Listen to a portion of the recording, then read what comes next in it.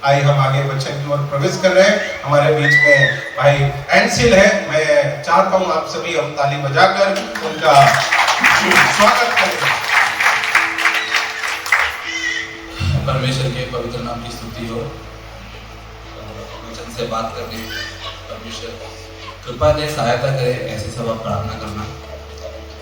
पहले भी यहाँ पे वचन से बात किया और या फिर बॉम्बे की कलीसिया में जब वचन से बात करता था, इस बार जब परमेश्वर के दास ने जब वचन से बात करने के लिए कहा, मैंने पहले बार प्रार्थना किया कि परमेश्वर आपका इच्छा हो और आपका सही समय है तो ही वचन में बात करने को। और आज मैं 2-3 दिन से इस विषय में ऐसा प्रार्थना किया, लेकिन आज परमेश्वर मुझे याद कराया तो मैं विश्वास करता हूँ परमेश्वर का इच्छा है। हालेलुया। जो मसीह में आनंदित है सब हालेलुया बोलेंगे। भजन संगीता 41वां अध्याय में दाऊद का वचन जो लिखा है, उसमें लिखा है कि धन्य है जो कंगालों को सुधि करता है और जो लोग कंगालों पर दया दिखाता है। उसमें वचन में लिखा है कि उनको विपत्ति में परमेश्वर छुड़ाएगा, उनका रक्षा करेगा, उनको अधिक समय जीने के लिए परमेश्वर रखेगा, उनको रोग के समय में भी परमेश्वर तंदुरुस्ती रखेगा और परमेश्वर उसको ठीक करेगा। तो हमारा एक मसीह जीवन, हम बाहर जीना, हमें अन्य जाति के सामने एक मसीह का आदर्श बनना है, लेकिन मसीह का स्वभाव में से एक था कि कंगालों को देना। तो जब भी हमारे पास रहता है तो हमें देना है, क्योंकि जैसे कि मैं अपना जिंदगी का बताऊं, मैं जब बॉम्बे में था, मैं यहाँ पे गवाही दे चुका है 2 बार। बहुत एक भयानक परिस्थिति में मैं था, बीमारी आया जहाँ पर अस्पताल में दोनों समय एडमिट होने जैसा परिस्थिति था। लाखों रुपए खर्चा हो सकता था टेस्ट में, ये सब में। मेडिकल इंश्योरेंस कंपनी की तरफ से है जरूर, लेकिन जितना इंश्योरेंस कंपनी दे रहा है वो अगर मैं अपना माता पिता को भी ऐड किया, नॉमिनी से ऐड किया, तीनों में जब डिवाइड हुआ तो पर पर्सन में इतना अमाउंट नहीं था जो मेरा सारा खर्चा उठा सकता था। लेकिन कोई डॉक्टरों ने नहीं, घर पर बैठा प्रार्थना किया और मेरा सारा बीमारी को परमेश्वर ने चंगाई किया। उसने मुझे तंदुरुस्ती दिया। वचन में जो लिखा है, परमेश्वर अपना वायदा पूरी करता है। जो कंगालों पर सुधि दिखाता है उसको परमेश्वर विपत्ति का दिन छुड़ाएगा, रोगों में भी परमेश्वर उसको चंगाई देगा, ये वचन कहता है। और मैंने इसके लिए कहा कि जब आपके पास रहेगा तब देना करके, क्योंकि मैं कभी ऐसा नहीं कहूंगा कि नहीं है तो आप उधारी लेकर किसी का मदद करें या फिर कलीसिया में जो बोना है वो लेकर किसी का मदद करें। परमेश्वर का इसमें वायदा तो है, लेकिन हमारा जो प्रथम जिसको हमें महत्व देना है उसको देने के बाद वहां तक सीमित न रहते हुए हमें आगे ये भी करना है, ये हमें वचन सिखाता है। और ये केवल आप और परमेश्वर तक ही रखना, क्योंकि प्रतिफल आपको इसका परमेश्वर देता है। आप देता है तो परमेश्वर आपको और आशीषित करता है। हाँ, कभी कभी परिस्थिति आ सकता है, आर्थिक समस्या, दबाव आ सकता है, जैसे कुछ दिनों से मैं जा रहा हूँ, तो वो लेकिन कुछ समय के लिए होता है। आपका विश्वास को मजबूत करने के लिए आपकी जिंदगी में शायद ऐसी परिस्थिति आ सकता है, लेकिन किसी तरह का कमी घटी ना होते हुए परमेश्वर हमको संभालेगा। तो हर परिस्थिति में परमेश्वर को धन्यवाद करते रहे। आगे का जो वचन है, जो 4था वचन से हम आगे पढ़ेंगे, तो वहां पर दाऊद माफी मांग रहा है अपना पाप के लिए। और हिंदी में मैं जब देखा तो उसने चंगाई बोल रहा है, लेकिन इंग्लिश में लिखा सोल, अपना आत्मा की चंगाई मांग रहा है। तो क्या है ये आत्मा का चंगाई? उसके शत्रु जो है उसका मौत देखना चाहते हैं, उसके शत्रु जो है उसको मारना चाहते हैं, उसके पीछे भला बुरा बोलते थे, उसके बारे में झूठ बोलते थे। तो यहाँ तक उसका जो साथ बैठने वाला, जो उसका एकदम करीबी मित्र था, जिनका उठना बैठना, जो उसके साथ भोजन करता था, वो भी दाऊद के पीछे भला बुरा बोलना स्टार्ट किया। और आपको अगर आप शमूएल का किताब में पढ़ेंगे, पहला शमूएल, दूसरा शमूएल, ये पूरा किताब पढ़ेगा तो आपको शमूएल का जन्म से लेके दाऊद का लेकर आपको पूरा उसमें सीखने मिलेगा। यहाँ तक उसका बेटा अब्सलोम भी उसका जान के पीछे पड़ा था। तो अक्सर जब करीबी मित्र जब धोखा देता है या पीठ पीछा होता है, तो पैदा होने वाला पाप जो होता है वो है कड़वा, नफरत, अनफॉरगिवनेस, ये चीजें पैदा होता है। तो ये चीजें जो है एक इंसान का आत्मा को बीमार कर देता है। शरीर इंसान का बीमार होता है, उसके पास मेडिकल साइंस है, डॉक्टर है इलाज करने के लिए, लेकिन आत्मा का बीमारी का इलाज के लिए कोई मेडिकल साइंस नहीं है। उसका इलाज केवल एक ही कर सकता है, वो हमारा प्रभु यीशु मसीह। अगर हमारी जिंदगी का अगर पाप हुआ है, उसको कबूल करेगा, वो विश्वस्त है, अपने लहू से हमें धोएगा और हमारा आत्मा को भी वो चंगाई जरूर देगा। क्योंकि जब आप परमेश्वर को चुनता है, परमेश्वर के वचन के अनुसार चलने का निर्णय लेता है, तो अक्सर हमें ये जरूर आएगा कि संसार हमें नफरत करेगा। क्योंकि वचन कहता है जब आप परमेश्वर को चुनता है, संसार आपको बैर रखेगा, नफरत करेगा, क्योंकि पहले से मुझे नफरत कर चुका है। क्योंकि अंधकार और रोशनी कभी फेलोशिप में नहीं आ सकता है। जब आप रोशनी को चुनता है, आपके अंदर रोशनी आता है, तो संसार का अंधकार आपको नफरत जरूर करेगा। तो ऐसे एक परिस्थिति जब जिंदगी में आता है, अक्सर संसार में दो तरीके के आपको लोग जरूर सामना करने मिलेगा। एक है सांप की तरह और दूसरा है बिच्छू की तरह। सांप, आप जब परमेश्वर के लिए एक निर्णय लेते हैं, आप उद्धार करता स्वीकार करके आप एक विश्वास में आता है, जब मसीह में आप बढ़ना शुरू करता है, तो संसार की तरफ से आप किस तरह अटैक हो सकता है? एक सांप जो सामने से डसता है, यानी आप मसीह में तो आपका पड़ोसी आपके बारे में भला बुरा कह सकता है, ताने पे ताना मार सकता है, आपको न्याय कर सकता है। और दूसरा है बिच्छू, जो पीछे से डसता है। सामने भले आपके सामने कितना भी अच्छा रहे, लेकिन पीछे भला बुरा आपका कहेगा, आपके बारे में अफवाह उड़ाएगा।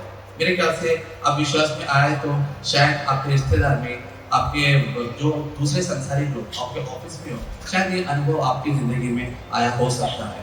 क्यों? क्योंकि हमने सही रास्ता को चुना, हम परमेश्वर को चुना, तो इस तरह आ सकता है शायद। और जो पीछे से डसता है वो ज्यादा खतरनाक है, क्योंकि अगर वो सामने आपका अच्छा है तो आपके जिंदगी में विपत्ति आएगा, वो जरूर सामने दया दिखाएगा, लेकिन अंदर आनंदित होगा। तो दाऊद की भी जिंदगी में दाऊद का धोखा हुआ है। तो हमारा कभी भी किसी पे अगर भरोसा करना है, तो वो केवल प्रभु यीशु मसीह में भरोसा करना है, वही हमारा काफी अच्छा मित्र है।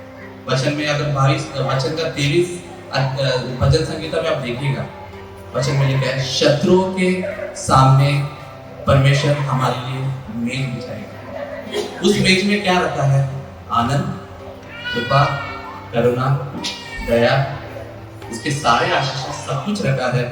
तो जब आपके विरोध में कुछ आता है, कोई आता है, आपको माफ करना है, परमेश्वर बदला लेने दे। अगर आप उनको देखिएगा तो परमेश्वर जो मेज में रखा है उसको अनुभव नहीं कर पाएगा, उसका आनंद आप बता नहीं पाएगा। लेकिन आप जो भी आपके खिलाफ आ रहा है, वो इसलिए आ रहा है क्योंकि आप मसीह है। अगर आप अपने मेज में ध्यान देगा तो उसको आप अनुभव कर सकते हैं। विपत्ति का समय में भी आप अपने मेज पर ध्यान रखना, वो उससे आपका जिंदगी का शांति जो परमेश्वर के द्वारा जो बिछाया गया है मेज में, वो आपको अनुभव कर सकता है, वो आपको केवल उन्नति की ओर ले सकता है। हालेलुया। इसमें को दाऊद का सबसे अच्छा लगने वाला जो एक बात है, वो ये है कि दाऊद जब भी पाप करता है, वो परमेश्वर से दूर नहीं भागता है, परमेश्वर के पास। आज हम देख सकते हैं संसार में काफी लोग जो है, वो जब पाप करता है, वो मनुष्यों के सामने आके माफी मांगता है। कई नामदारी के लिस्ट में आपको देख सकता है, जाके फादर के सामने माफी मांगेगा, फिर फादर यीशु मसीह से प्रार्थना करेगा, चंगाई नहीं। बिल्कुल ऐसा नहीं करना है। आपको उदाहरण है, बाइबल में एक साउल है, दाऊद है। साउल ने पाप किया, गया शमूएल का पैर पड़ा, मुझे गिड़गिड़ा के माफ करो, परमेश्वर ने रिजेक्ट कर दिया, उसको बाद में एक्सेप्ट भी नहीं किया। उससे भी खतरनाक पाप दाऊद ने किया, ऐसा पाप कि आज के कानून के हिसाब से फांसी होना चाहिए, लेकिन परमेश्वर माफ किया। क्यों? अपना गलती उसने परमेश्वर के सामने कबूल किया, परमेश्वर से दूर नहीं भागा, उसने परमेश्वर के सामने कबूल किया। तो हमारा परमेश्वर पक्षपात करने वाला परमेश्वर नहीं है। आप गलती करते हैं, शैतान भले आपको बोले तू गया, अब तो परमेश्वर तुमको एक्सेप्ट करेगा। आपका जो पुत्र का जो स्थान है, उसमें से आपको हटाना चाहता है, मत। शैतान को बोलो हट जाओ, परमेश्वर के पास जाओ, वो आपको माफ करेगा, क्योंकि वो हमारा साथ एक गहरा रिश्ता चाहता है, और इतना अच्छा रिश्ता आपको दुनिया में कहीं नहीं मिल सकता है। वो परमेश्वर हमसे हमारा एक पिता है, एक पिता से हम मांगते हैं, हमारा जरूरतें होता है, एक पिता जिसका हमें गाइडेंस चाहिए होता है, और यीशु मसीह हमारा पिता है जो हमें सही मार्ग दिखाता है और हमारा हर एक मांग को वो पूरी करता है। जब भी हमारी जिंदगी में गलती होता है, हमारी जिंदगी में कई सारे ऐसे गलतियां जब होता है, तो पिता क्या करता है? ताड़ना देता है, लेकिन हमारा रहस्य और हमारा जिंदगी का हर एक सीक्रेट बात हम एक से कह सकते हैं, वो है हमारा जो सबसे गहरा मित्र है। तो यीशु मसीह आपका केवल पिता नहीं है, वो आपका मित्र है। तो बात किया तो परमेश्वर से दूर मत भागो, वो आपका मित्र है, उसके पास आकर बात अपनी जिंदगी की, अपने दिल के हर एक बातें उसके साथ शेयर करो। केवल प्रार्थना ही नहीं, आप अपने जिंदगी में व्यक्तिगत तौर पे एक मित्र की तरह आप यीशु मसीह से बात कर सकते हैं। वो आपको जरूर क्षमा करेगा और वो जरूर आपको आश्वासन देगा। और वो आपका एक मास्टर भी है रिश्ते में, जहाँ पर हम परमेश्वर के लिए कोई काम करते हैं तो हम एक दास है, क्योंकि मित्र कभी आज्ञा नहीं देता है, लेकिन मास्टर आज्ञा देता है और दास आदित्य के साथ करता है। तो वो हमारा परमेश्वर है जो हर एक बीमारियों से, जो हर एक परेशानी से, हर एक तकलीफ से हमें छुड़ा सकता है। भले डॉक्टर के पास आपके बीमारी के लिए इलाज ना हो, परमेश्वर के पास आपका इलाज है। भले आपका हर परिस्थिति में परिवार या किसी के पास इसका सॉल्यूशन ना हो, परमेश्वर के पास इसका सॉल्यूशन। तो इतना अच्छा एक पिता जो हमारा सर का बालों तक गिनता है और गिनती रखता है, जो संसार का कोई पिता नहीं करता। और इतना अच्छा एक मित्र जिसके पास हमारी जिंदगी का हर बातों को हम शेयर करता है, जो रहस्य रखता है और हमें माफ करता है। और इतना अच्छा मास्टर जो बोझ में दबे लोगों को बोझ अपना कंधे पे उठाता है और विश्राम देता है, वो परमेश्वर बल्कि कोई नहीं, वो हमारा है यीशु मसीह। और उसके जैसा कोई नहीं है, हमारे यीशु मसीह के जैसा कोई नहीं है। तो इसके लिए उस यीशु मसीह के साथ हमें रिश्ता बनाना है, जो हमारा सृष्टि करता है। उसके लिए हमें दिन ब दिन वचन पढ़ना है। वचन पढ़ेगा तब आपको सृष्टिकर्ता को आप जान पाएगा, तब आप सृष्टिकर्ता का हाथ से आप कुछ प्राप्त कर पाएगा। क्योंकि संसार अपना शारीरिक भूख और आत्मा के भूख में सबसे बड़ा फर्क जो मैं अनुभव के मैं आपको बता सकता हूँ। शरीर में एक टाइम आप भोजन नहीं दिया, आपका भूख बढ़ जाएगा। जितना देरी भोजन होगा भूख उतना ज्यादा होगा। लेकिन आत्मा में उल्टा है, आप भोजन मत खाओ, आत्मिक भूख बिल्कुल नहीं लगेगी, बिल्कुल भूख नहीं लगेगी। लेकिन आप जितना खाओगे आपका भूख बढ़ते जाएगा। तो आप जितना वचन में बढ़ना शुरू करोगे, इसमें ही है ज्ञान विवेक की सब बातें, संसार की बातें कुछ नहीं है। जैसे हमने लास्ट वीक भी हमने प्रचार में सुना था कि संसार का जो ज्ञान है वो परमेश्वर का जो ज्ञान, परमेश्वर का मूर्ख था उससे ज्ञानवान है। इसका मतलब क्या है? संसार के सबसे टॉप क्लास बुद्धिमान, सबसे टॉप क्लास बोलेगा तो कि वो एक अपने बुद्धि से, अपने ज्ञान से शायद करोड़पति अरबोंपति रहेगा, हर चीज उसको पता होगा। संसार में सबसे नंबर 1 बुद्धिमान इंसान, लोग देखेंगे तो क्या बोलेगा? क्या आप नॉलेज है, क्या इंटेलिजेंट है, क्या आदमी है, कितना बुद्धिमान है। परमेश्वर जाके बोलो, परमेश्वर हंसकर बोलेगा, अरे मेरा मूर्खता तो इससे ज्ञानवान है। और अच्छी बात क्या बताया, परमेश्वर ने हमें मूर्खता का आत्मा नहीं, ज्ञान का आत्मा दिया है। तो हम हर एक मसीह लोगों के ज्ञान के सामने संसार का ज्ञान कुछ नहीं है, वो केवल मूर्खता है संसार का ज्ञान। क्योंकि इसमें जो हमें ज्ञान मिलता है वो जीवन है, बहुतायत से जीवन मिलता है और अनंत काल तक स्थिर रहता है, भले संसार सब ढल जाएगा। तो हमें हमारा अधिकतर समय इस परमेश्वर के साथ रिश्ते में बनाए रखना है, वचन में बढ़ना है और इसी वचन में हमें आशीष मिलता है। इसलिए वचन में कहता है हमें घटना है, मसीह हमारे में बढ़ना है। तो वचन पढ़ेगा तब यीशु मसीह हमारे में बढ़ेगा। हम ये नहीं कहना कि परमेश्वर मेरा हृदय को भर दे, परमेश्वर हृदय नहीं भरेगा, वो आपका काम है। वचन पढ़ना, हृदय भरना वो आपका काम है, तभी हमारा ये जो सेल्फ है वो खत्म हो जाएगा। हमें उस पर मेहनत करना है। किसी ने एक बहुत अच्छा बात कही जिसको बोलकर मैं जल्दी बैठना चाहता हूँ। उन्होंने इस प्रकार कहा कि जिसके अंदर खुद है उसके अंदर खुदा बिल्कुल नहीं है। खुद कम है तो खुदा ज्यादा है, अगर खुद नहीं है तो खुदा ही खुदा है। इन वचनों से